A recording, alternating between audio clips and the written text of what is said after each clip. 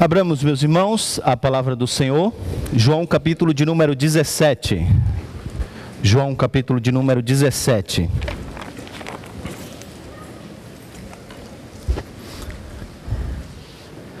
Leremos dos versos 9 até 18. João 17, de 9 a 18.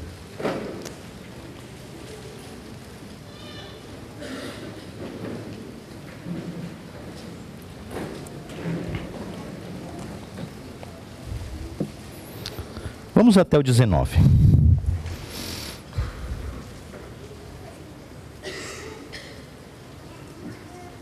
Eu rogo por eles. Não estou rogando pelo mundo, mas por aqueles que me deste, pois são teus. Tudo o que tenho é teu, e tudo o que tens é meu. Eu tenho sido glorificado por meio deles. Não ficarei mais no mundo, mas eles ainda estão no mundo, e eu vou para ti. Pai Santo, protege-os em teu nome, o nome que me deste, para que sejam um, assim como somos um. Enquanto estava com eles, eu os protegi e os guardei no nome que me deste. Nenhum deles se perdeu, a não ser aquele que estava destinado à perdição, para que se cumprisse a Escritura. Agora vou para ti. Mas digo estas coisas enquanto ainda estou no mundo, para que eles tenham a plenitude da minha alegria. Deles a tua palavra, e o mundo os odiou, pois eles não são do mundo, como eu também não sou. Não rogo que os tires do mundo, mas que os protejas do maligno. Eles não são do mundo, como eu também não sou. Santifica-os na verdade. A tua palavra é a verdade. Assim como me enviaste ao mundo, eu os enviei ao mundo. Em favor deles, eu me santifico, para que também eles sejam santificados pela verdade. Vamos orar. Quis o Senhor, ó Pai, que as tuas verdades fossem pregadas, ensinadas por pessoas que o Senhor mesmo escolheu, mas para a glória do Senhor e do teu Filho. E essa é a razão pela qual o apóstolo Paulo disse que o Senhor escolheu as coisas loucas do mundo para envergonhar os sábios, as que não são, para envergonhar aquelas que acham que são. Não depende de nós, Senhor. Não depende da nossa capacidade de interpretação, do nosso treinamento teológico, das nossas próprias habilidades, mas do teu Santo Espírito de iluminar a mente do teu povo e de aplicar de maneira tão profunda a tua palavra, fazendo aquilo que até mesmo nós não imaginamos que pode ser feito, e indo onde nós não conseguimos ir. Por isso, nesse momento tão sublime do culto que prestamos ao Senhor, que vamos ouvir a tua palavra, nós te pedimos que o teu Santo Espírito trabalhe nas nossas mentes e nos nossos corações, e que Ele mesmo conduza as minhas palavras para a edificação dos meus próprios irmãos. Eu te peço isso, Senhor, em nome de Jesus. Amém.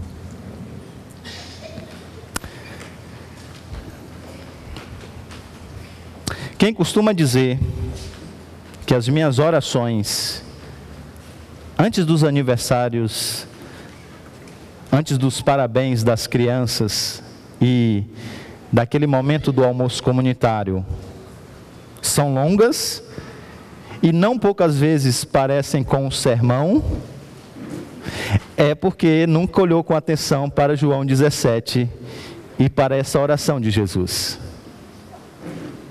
Aqui temos uma oração longa, carregada de verdades grandiosas. Então as crianças vão ter que continuar aguardando ansiosamente, antes dos parabéns, para pegar os docinhos, enquanto o pastor ora ainda longamente.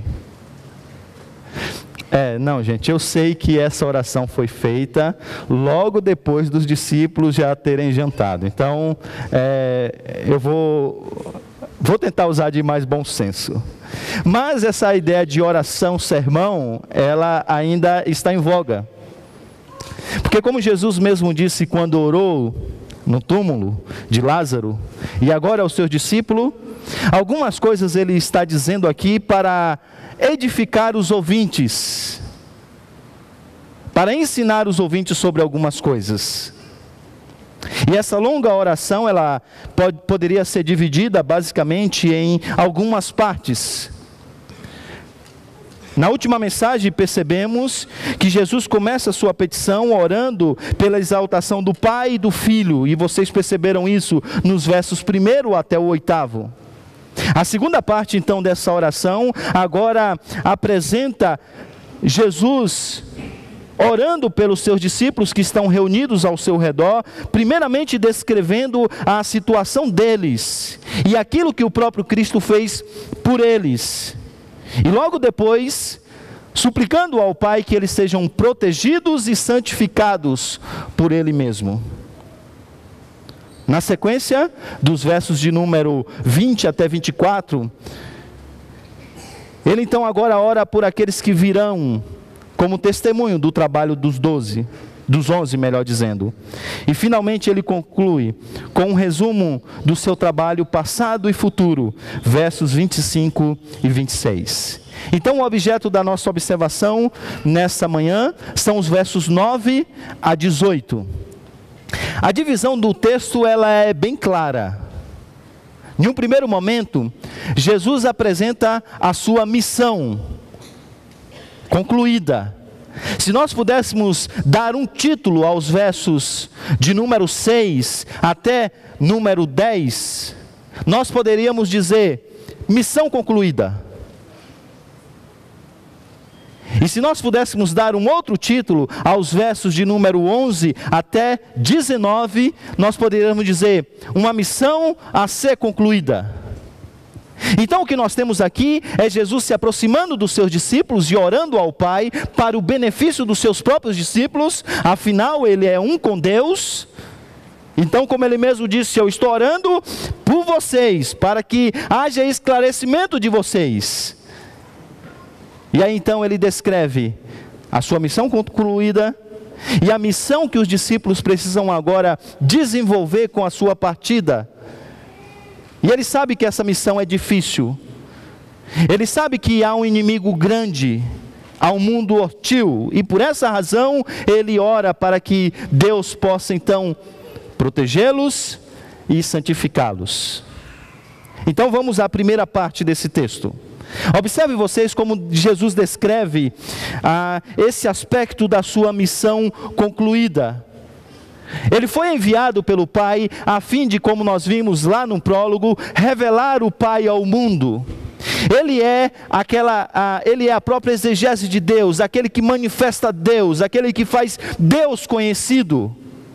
E ele diz que ele fez isso. Versículo de número 6 diz assim: eu revelei o teu nome àqueles que do mundo me deste. Revelar o nome significa revelar a própria pessoa, afinal o nome está intimamente ligado à pessoa. E agora ele está dizendo que ele fez o Pai conhecido. A revelação já é uma realidade. Os discípulos receberam essa revelação, e eles não apenas receberam essa revelação, mas eles creram nele.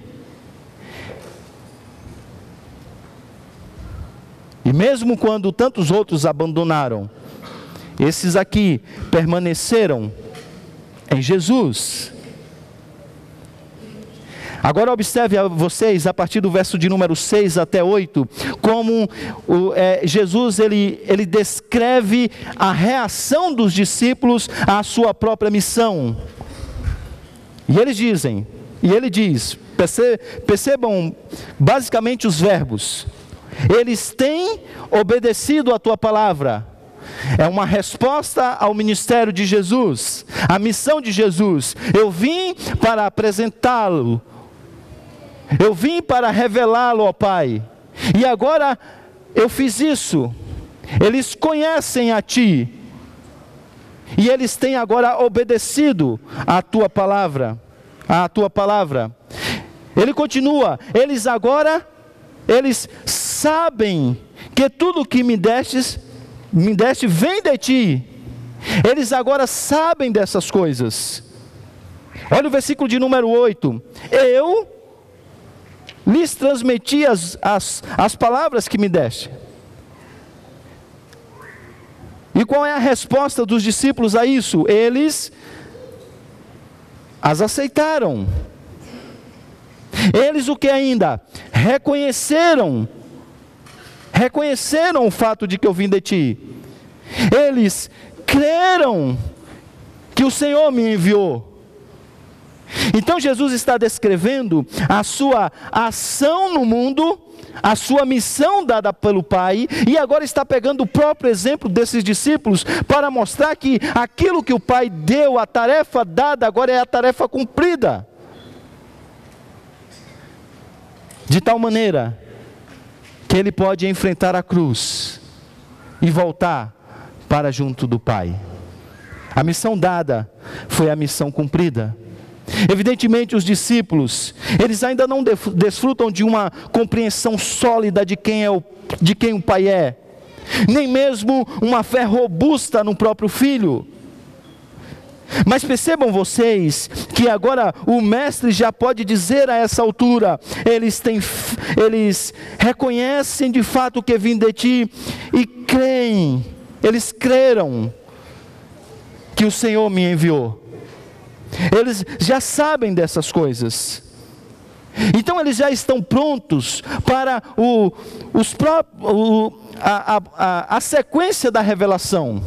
A revelação climática que virá com a morte, a ressurreição e a vinda do Espírito do outro. O clímax da revelação se dará em poucas horas. E eles já estão prontos para reconhecer essas coisas. Mudando o que precisa ser mudado, guardando as suas devidas proporções, é como se Jesus, depois de um período de classe de catecúmenos, dissesse: a base já foi estabelecida. O Senhor pediu que eu os discipulasse por 3 anos, e assim eu fiz. No entanto, vocês sabem que durante todo esse período, o maligno e o mundo, por meio dos seus fantoches políticos, religiosos, estão tentando destruir a Jesus e essa nova comunidade que acabara de ser formada.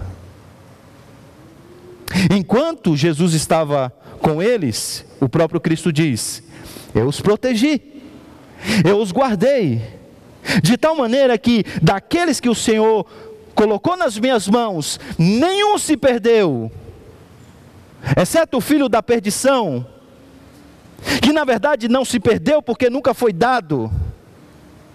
Então Jesus chega agora nessa altura do seu ministério com os seus discípulos dizendo: Pai, o Senhor entregou-os nas minhas mãos, e aqui estão eles, guardados, são os salvos, protegidos, como ovelhas alimentadas,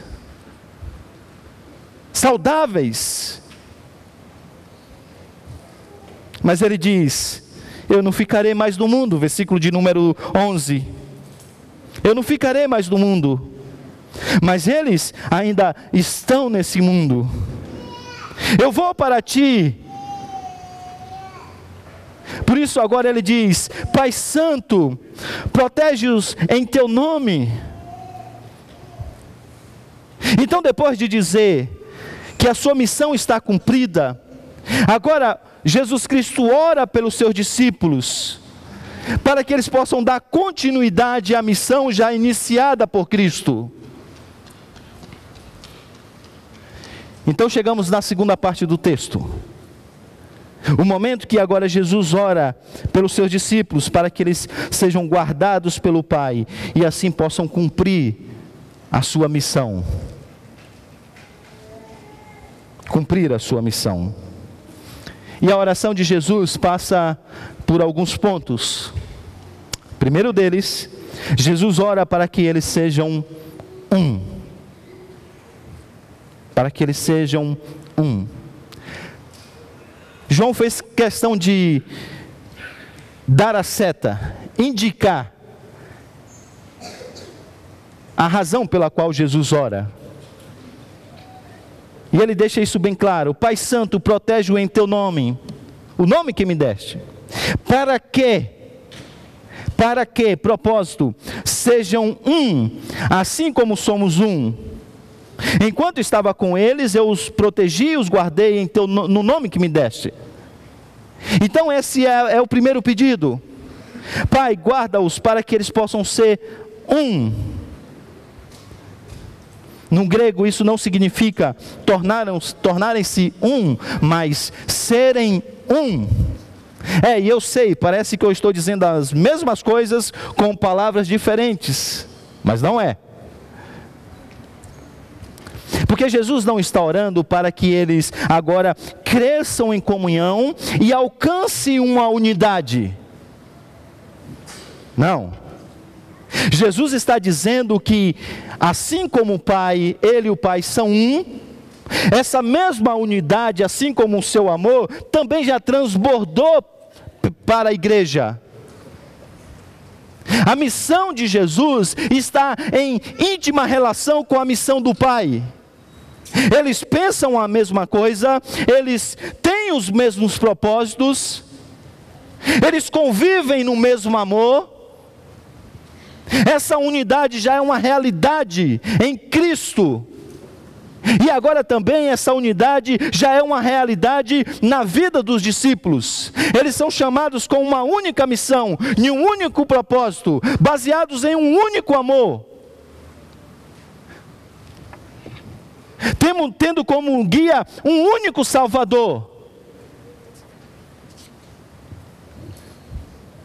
Mas Jesus sabe que o inimigo das nossas almas e o mundo querem destruir essa unidade. Por isso ele diz: Senhor, guarda-os, para que essa unidade seja preservada.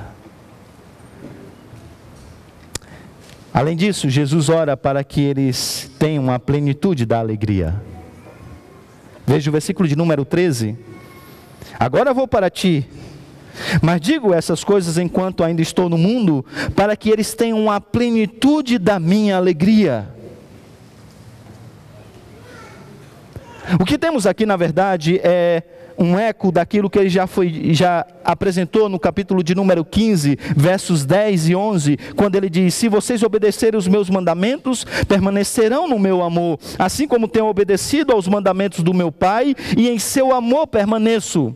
Tenho dito essas palavras para que a minha alegria esteja em vocês, e a alegria de vocês seja completa. É em unidade com Cristo, que está unido ao Pai, que eles vão encontrar a verdadeira alegria nesse mundo, como nós já dissemos. E agora, Jesus ora para que eles possam ser protegidos das armadilhas, do engano desse mundo, que apresenta, como vimos no Jardim do Éden, ideia de que existe um mundo melhor e uma vida melhor longe do reino de Deus, no reino do próprio eu. Protege-os, Pai, para que eles percebam,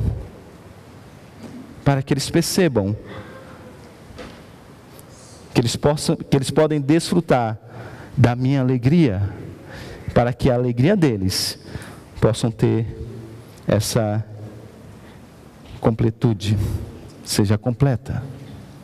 Além disso, Jesus ora para que eles sejam protegidos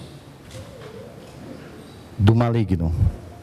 Veja os versos 14 a 16. Deles a tua palavra, missão que foi dada a Jesus. E o mundo os odiou, pois eles não são do mundo, como eu também não sou. Não rogo que os tire do mundo, porque evidentemente eles têm uma missão, mas que os protejas do maligno. Eles não são do mundo, como eu também não sou. O pedido então aqui é duplo. Primeiro, Jesus ora para que eles possam ser guardados do mundo. Evidentemente, mundo aqui não é o mundo criado. É esses sistemas de valores, de princípios, anti-reino de Deus. E já vimos aqui em séries passadas que mundanismo é como um vírus que pode nos picar. E que é possível você ser um cristão e pensar como um pagão. Viver a sua vida mesmo tendo contato com as coisas do reino de Deus, pensando da maneira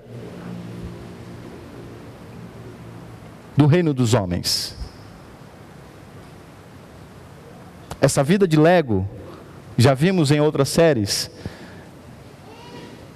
ela é mais presente em nosso meio do que nós podemos imaginar.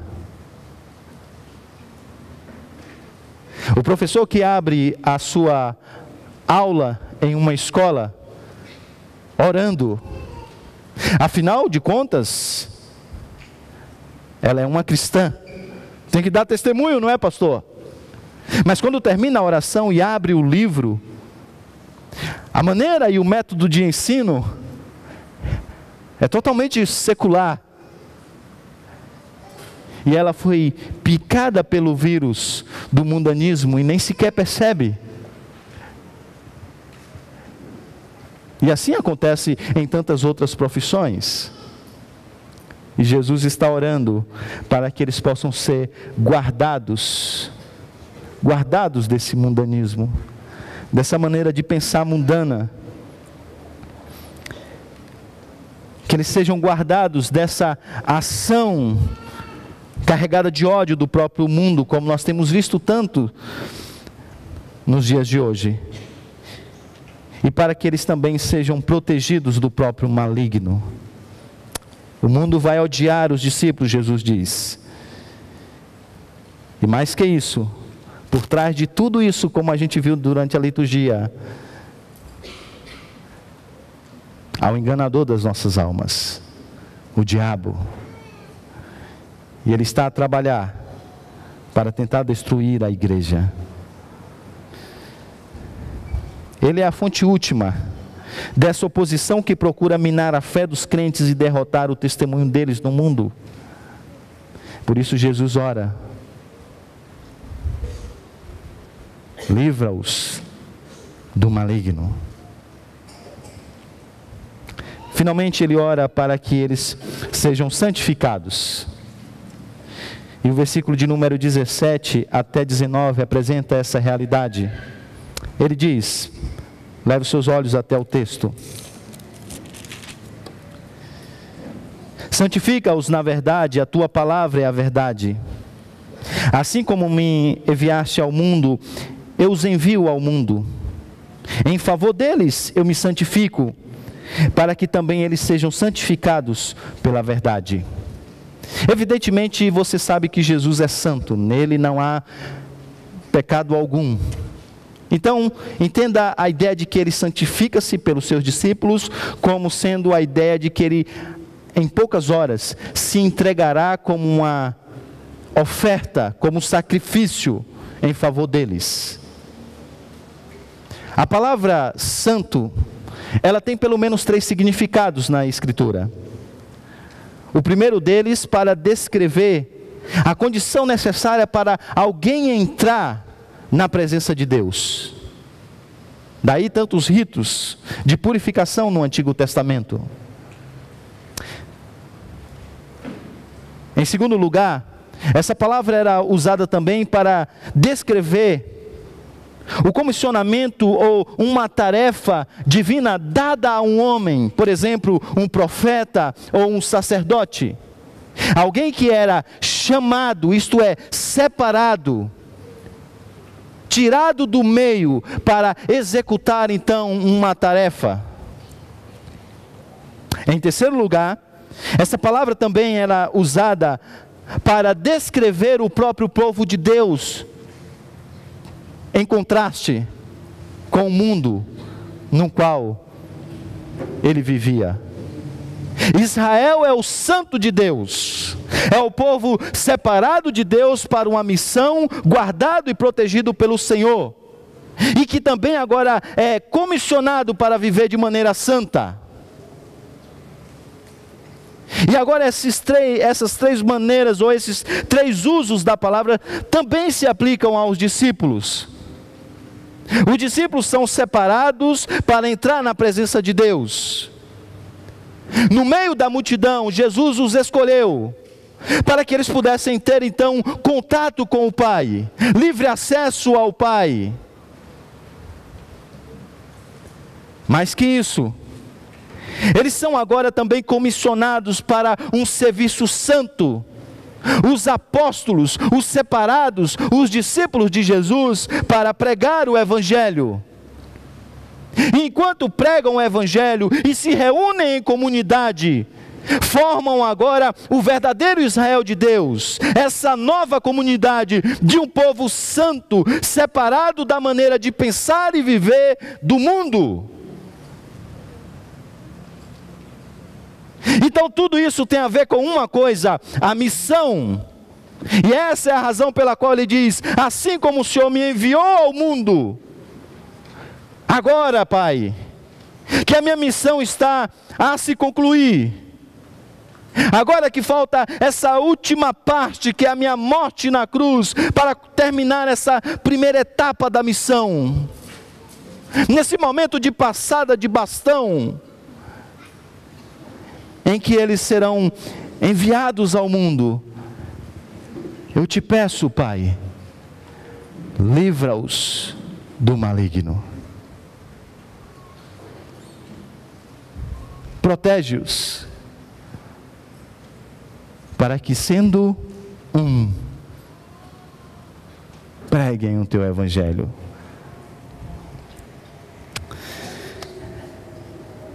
Essa é a explicação do texto.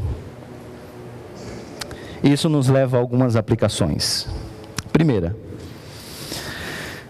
quão encorajador deve ter sido para esses discípulos perceber e saber que Jesus Cristo não é apenas aquele que os salvou e os chamou, mas também aquele que iria os proteger nessa missão tão dura e tão terrível. Lembram?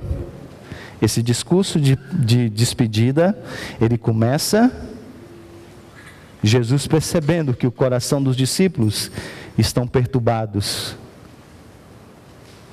E agora ele está chegando ao final desse discurso dizendo: tenham calma. O Pai vai protegê-los como eu fiz. O Pai vai cuidar de vocês como eu fiz. Vocês serão guardados. Lembram quantas vezes tentaram destruir a mim e a vocês?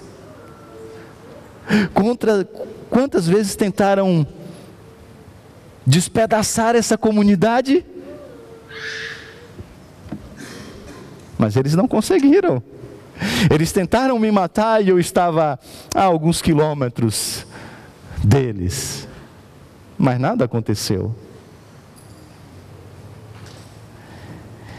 A descrição de Jesus é que a missão no mundo é uma coisa tão séria e nós temos que lidar com um inimigo tão grande, com o mundo que jaz o maligno de uma maneira tão cruel, que somente uma presença divina nos protegendo e nos conduzindo permitirá que essa empreitada tenha sucesso. É por isso que Jesus pede, então, para o bem deles, protege-os. E é confortante saber que Ele faz isso. Ele livra-nos do maligno e do mundo mau. Porque Ele é soberano e Ele pode fazer isso. Em segundo lugar, orar por uma pessoa é a maneira de demonstrar amor e preocupação por ela. Aqui está Jesus, sinceramente, se identificando com a preocupação e com a angústia dos seus discípulos. E depois de tantas instruções, Ele ora por eles. Agora perceba que Jesus está pedindo para que a igreja pudesse ter uma coisa: unidade. Unidade. Verdadeira comunhão. Agora veja como nossas orações de súplicas, os nossos constantes pedidos de oração pelas nossas vidas, quando são acompanhados pela escassez das nossas orações intercessórias, revelam o quanto nós estamos preocupados com nós mesmos e não com os nossos irmãos da fé. Já percebeu o quanto que a gente ora por nós mesmos e o quanto a gente pede por nós mesmos, mas o quanto que a gente ora pelo nosso próximo, como Jesus fez? Não precisa responder, mas pense. Qual foi a última vez que você se achou em um tempo de oração, suplicando a Deus pela vida do seu irmão? Qual foi a última vez que você viu o seu irmão trilhando caminhos do mundo ante Deus, e você se encontrou em oração, orando para que Deus o livrasse do mundo mau?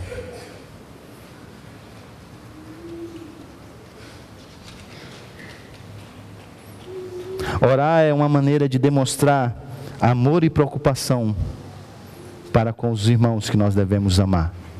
E Jesus está dando esse exemplo. Uma terceira lição é que nós erramos também por não orar por algo que é muito importante. Duas orações modelos. A conhecida oração do Pai Nosso e essa que é conhecida como a oração sacerdotal de Jesus. Em ambas há o pedido: livra-os do maligno. Sabe, irmãos, a gente ora pelos nossos filhos, para que eles possam passar em um concurso, passar em um vestibular, terem um comportamento melhor. Mas a gente esquece de pedir para que Deus os livre do maligno e desse mundo ante Deus. Jesus sabia a importância disso, por isso Ele ora: livra-os do maligno. Ore mais por isso. Ore mais para que os seus filhos, a sua família, os seus irmãos em Cristo sejam livres dessa ação. Em quarto lugar, precisamos compreender melhor as estratégias do maligno. John Stott disse acertadamente que nós precisamos apagar da nossa mente essa ideia medieval de um Satanás que tem chifres, cascos, rabos, sabe? Coisas dessa natureza. O movimento de batalha espiritual que acampou sobre a nossa nação há alguns anos, simplificou a tarefa dessa batalha. Porque a única coisa a fazer é orar para expulsar o demônio das pessoas, dos lugares, dos objetos.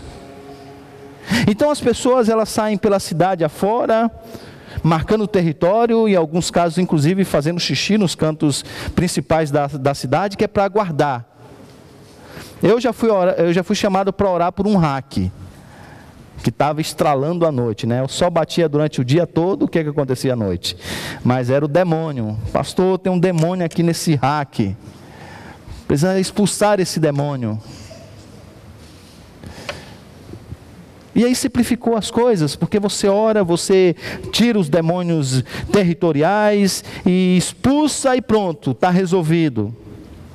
Mas a batalha não é tão simples assim. Não é tão simples assim.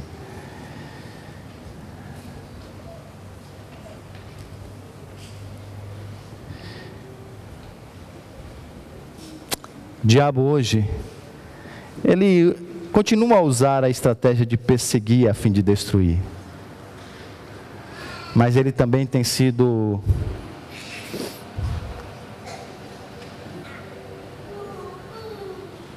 sábio para usar a estratégia de enganar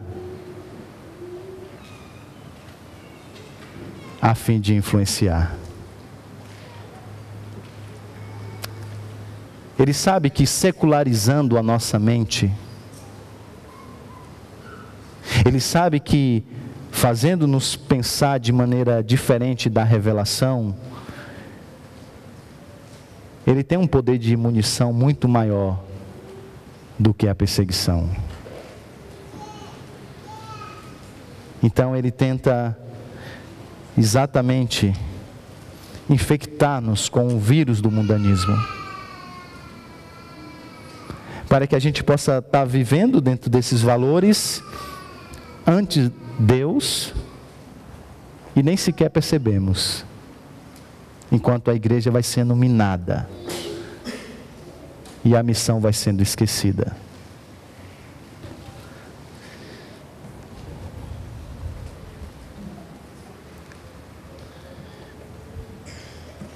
Quinto lugar, a gente precisa aprender qual é a maneira que nós devemos lidar com as coisas desse mundo.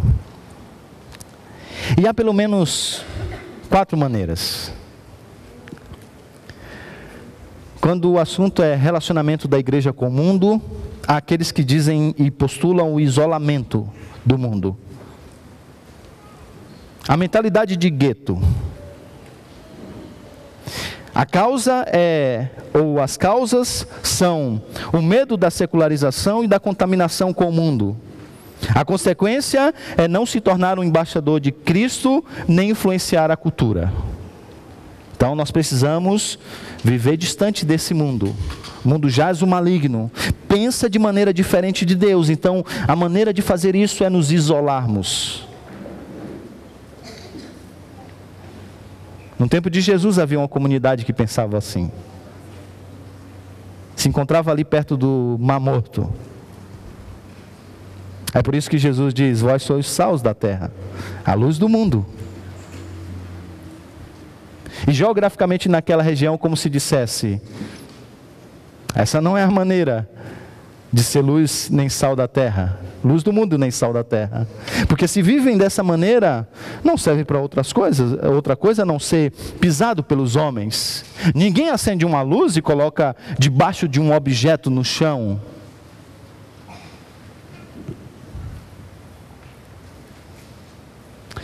Mas existe o outro lado.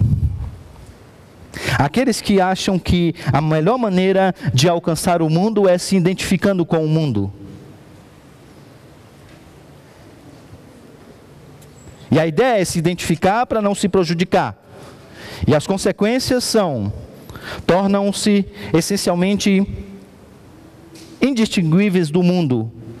O sal perde o seu sabor e eles são os receptores da mensagem, mas não possuem a mensagem.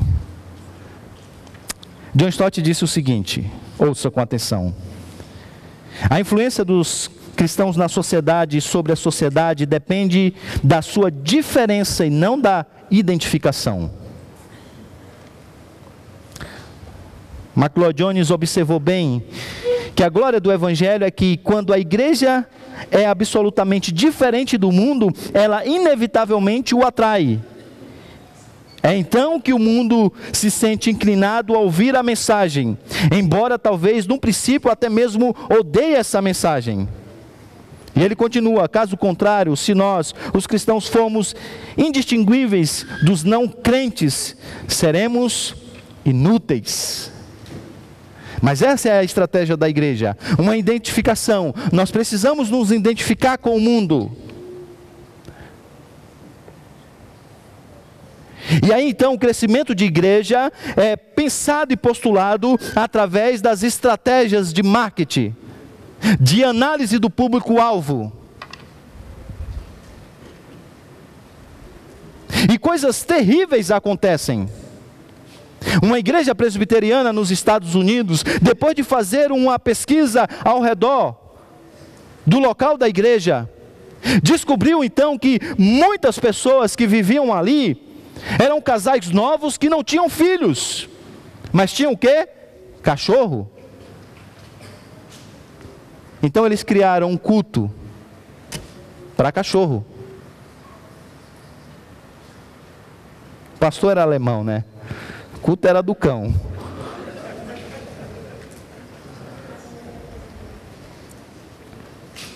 Porque a ideia é se identificar para poder influenciar. No entanto, existe aquela postura tão visível no nosso meio, que é da dicotomia. E essa terceira postura é se apegar ao melhor dos dois mundos. E aí mistura um aspecto da rejeição e da imersão. Rejeita algumas coisas e alguns valores do mundo, mas pensa, vive por meio de valores e de pressupostos mundanos. A causa, a necessidade de estar à vontade nos dois mundos. Agora existe uma terceira maneira, e veja como ela é proposta por Jesus aqui, que é se tornar um embaixador de Cristo no mundo. E veja como Jesus trabalha todas essas coisas que eu disse anteriormente. Ele diz assim: eles não são do mundo, então eles foram tirados, isto é, separados do mundo, não para viver em nenhum gueto. A ideia da separação aqui é da mudança de mente, mudança de pensar, mudança de viver. Eles são santos nesse sentido, isto é, separados do mundo. Eles não são do mundo, e por isso o mundo os odeia. Então nós não precisamos negociar a mensagem. Se o mundo não odiar a igreja, alguma coisa está errada. Tem que produzir ódio mesmo. Não vai atrair quem não quer temer a Cristo, quem quer continuar a viver a vida pelas inclinações do seu próprio pecado. Vai odiar a mensagem da cruz mesmo, e tem que ser assim. Não precisa fazê-la mais palatável, acessível, uma linguagem mais próxima, retirando o aspecto do escândalo da cruz. Jesus diz: não, vocês serão odiados pelo mundo, mas vocês não podem ser tirados do mundo. Versículo de número 15. Não peço, Senhor, que o Senhor os tire do mundo, Jesus disse. E depois Jesus diz: assim como eu fui enviado ao mundo, agora eu envio vocês. Então, nem imersão, nem rejeição, nem o melhor das duas coisas, mas participação crítica. Nessa maneira postulada por Jesus, apresentada por Jesus, os discípulos terão problemas. Eles vão estar vivendo aí em uma grande tensão. Mas, apresentando-se de maneira diferente do mundo, eles vão poder cumprir a missão. E é nesse sentido que Jesus é glorificado pelos seus discípulos. E essa é a ação, conectando ao que a gente viu já, que o Espírito Santo glorifica o Filho. Lembra? Que o Espírito Santo é enviado para glorificar o Filho. Mas como? Cantando-lhe louvores? Conduzindo os discípulos para que pudesse escrever canções grandiosas sobre Cristo? Como que ele glorifica a Cristo por meio do seu ministério na igreja? A sequência é linda. Jesus está partindo, o discípulo, o Consolador virá. Qual é a sua primeira missão? Jesus já disse: conduzir os discípulos à verdade. Algumas coisas que são confusas nesse momento de transição, a ficha vai cair. Eles vão dizer assim: ah, então é isso que o nosso mestre quis dizer, e isso está conectado com isso, uau, que legal! Mas lembre-se, a verdade é para a vida. Então agora o Espírito Santo vai trabalhar na sua santificação, para que essas verdades possam fazer sentido não só para a sua mente, mas para todo o seu ser, de maneira que eles possam se aproximar da imagem de Cristo, o seu Mestre, Senhor e Salvador. Com isso, eles estão agora prontos para o testemunho no mundo, com palavras, porque eles entenderam a mensagem da cruz, e com ações, demonstrando essa transformação que a mensagem tem nas suas próprias vidas. Qual é a consequência disso? As pessoas começam no mundo a olhar para os discípulos e perceberem essa diferença na maneira de pensar e na maneira de viver. Por isso que alguém já disse que evangelização é uma ação que pede uma explicação. E agora o que eles fazem? Eles dizem o motivo da transformação. Apresentam o evangelho com palavras e ações. Qual é a consequência? O mesmo Espírito trabalha no coração daquelas pessoas e muda a maneira de pensar e de viver. E mais um agora vem para o exército. E o reino de Cristo vai ser expandido. Até que chegará o dia que ele voltará. E aí pessoas de todas as línguas, de todas as raças, de todas as nações se unirão para um coral enorme de louvor e adoração a Cristo. Bendito seja o Cordeiro que foi morto, nosso Senhor e Salvador. E o livro de Apocalipse está repleto dessas coisas. Repleto dessas coisas. E eu encerro com os minutos que me restam, introduzindo um tema que veremos na semana que vem, se Deus quiser assim nos permitir. Falando de unidade. O tema da unidade, ele é importante nessa oração de Jesus. Por isso ele vai voltar a esse tema. Mas o caso me fez perceber que, à luz do contexto, Jesus está orando por uma unidade que passa por alguns temas. Jesus pede que eles sejam unidos no amor, no propósito, isto é, a missão, na santidade e na verdade. Esses temas vêm aparecendo desde o início do discurso de despedida. E o Dr. Carson, ele diz, e sabe por quê? Porque é exatamente o contrário, o oposto a esses temas, que minam essa unidade. Os ciúmes, ele diz, o ódio, o atrito, o isolamento arrogante, o egoísmo, a amargura, um espírito rancoroso, uma língua iníqua, costumam a minar a unidade do amor. Já um espírito de superioridade, a falta de cooperação, a provocação, a impaciência, costumam ameaçar a unidade de propósito. Toda sorte de pecados cometidos pela comunidade da fé abominam a unidade da santidade. Mentiras, meias verdades dogmáticas, resistência em admitir os erros, aprender uns com os outros de forma aprazível, a incredulidade crônica, ele diz, conspiram contra a unidade da verdade, também não vista muitas vezes na igreja. Então Jesus ora para que eles sejam unidos em amor, propósito, santidade e verdade, para que assim eles possam cumprir a missão. Consegue notar uma coisa?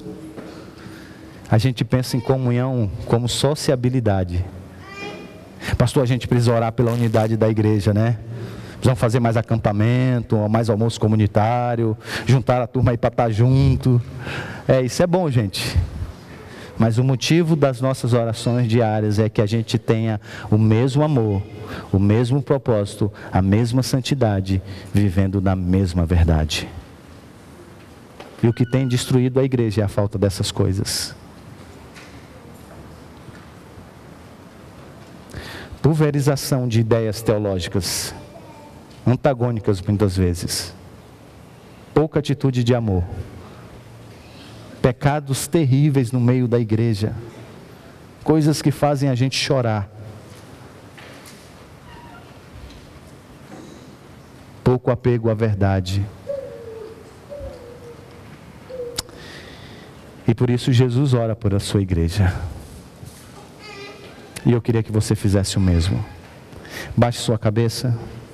Nós vamos ter alguns minutos de oração silenciosa, onde você vai orar para que Deus nos livre do maligno e desse mundo mau. Para que Deus nos dê a graça de vivermos em verdadeira unidade. Eu quero convidar o pessoal da música para que esteja aqui à frente.